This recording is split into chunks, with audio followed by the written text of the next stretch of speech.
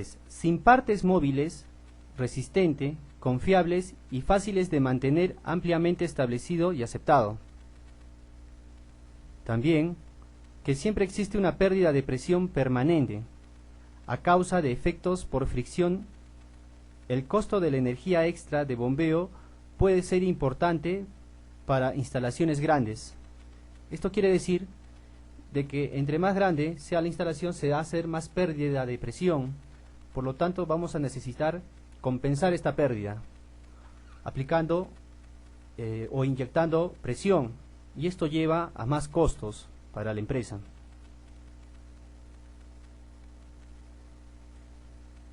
Tres, estos dispositivos no son lineales, es decir, que el flujo va a ser proporcional a la raíz cuadrada de D por la presión, o en todo caso decir que la presión diferencial es proporcional a Q2.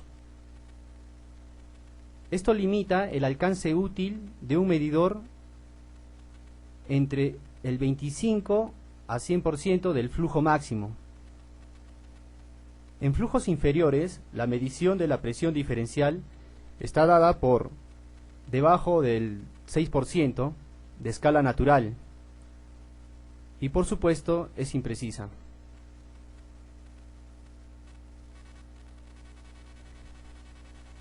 Seguimos con las características generales de los medidores de flujo de presión diferencial. 4. Solo se puede utilizar para fluidos limpios, donde haya un flujo turbulento bien establecido, es decir, que el número de Reynolds sea mayor a 10 a la cuarta aproximadamente. En general, no se utiliza si hay sólidos presentes, salvo en Venturis con pastas aguadas diluidas. 5. Debe tenerse mucho cuidado con la instalación del medidor. Los estándares proporcionan información detallada sobre la geometría del medidor de flujo. Los valores del coeficiente de descarga solo son aplicables a medidores con la geometría prescrita. B.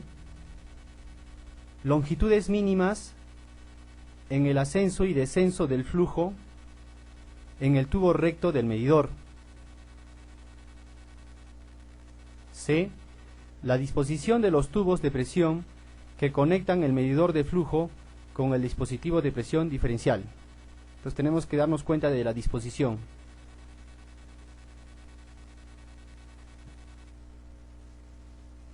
Ahora hablemos de los tipos de medidores de flujo de presión diferencial. Los 4 elementos de uso actual son el tubo de Venturi, la placa con orificio,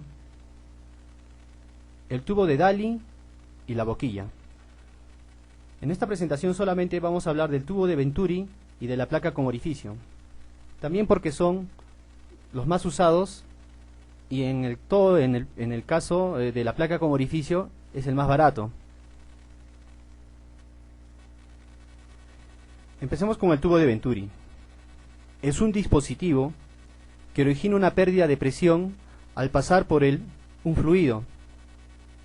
En esencia, consta de una tubería corta recta o garganta entre dos tramos cónicos. La presión varía en la proximidad de la sección estrecha.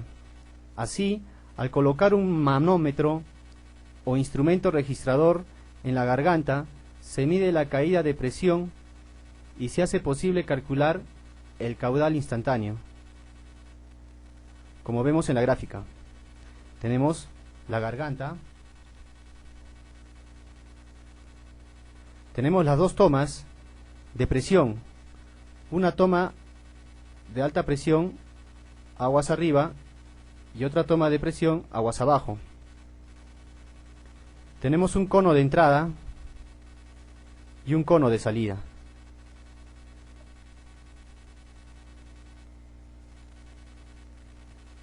Para que se obtengan resultados precisos, el tubo de Venturi debe estar precedido por una longitud de al menos 10 veces el diámetro de la tubería.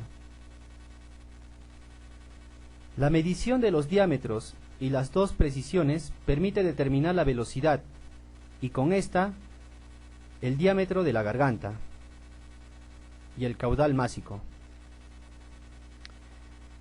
El tubo de Venturi se utiliza cuando es importante limitar la caída de presión.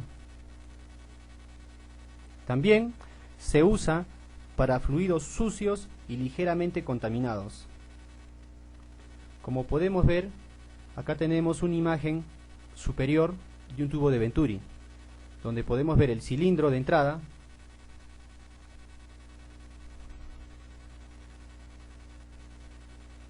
la toma alta de presión,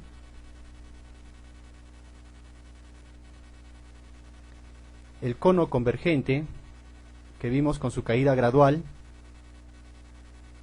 la garganta cilíndrica en sí, el cono divergente, donde podemos ver que el cilindro de entrada tiene un diámetro D mayúscula y la constricción o la garganta cilíndrica tiene un diámetro de D minúscula. Esas son las expresiones que se le da.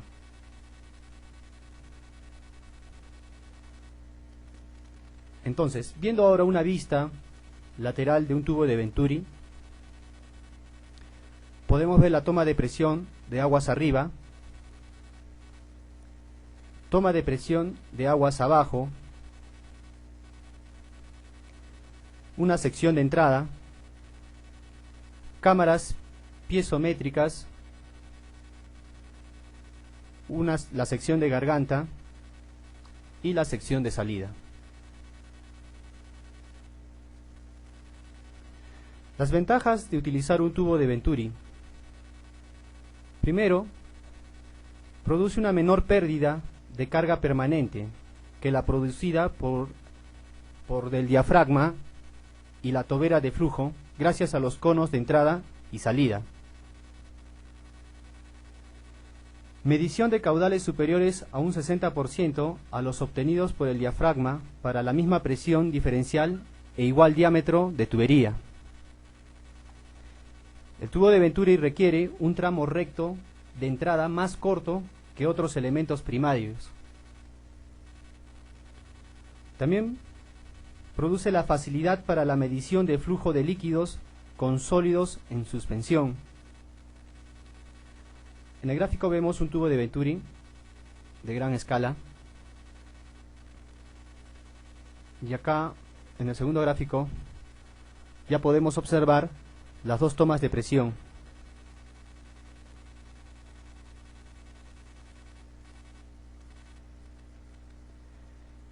Ahora tenemos un montaje de los componentes estructurales y electrónicos en un tubo de Venturi. Acá podemos observar que han sido conectados los sensores en los diferentes tramos del tubo de Venturi y lógicamente conectado a la electrónica. Vamos a displayar a través del LCD las diferentes medidas de la variación de presión y así obtener el caudal que está pasando a través de este.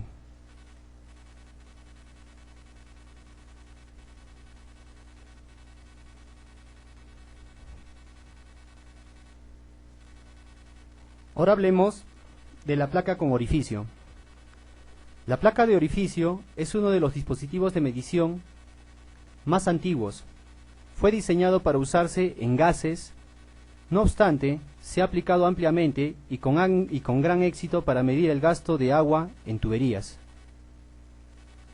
La placa de orificio consiste en una placa perforada que se instala en la tubería.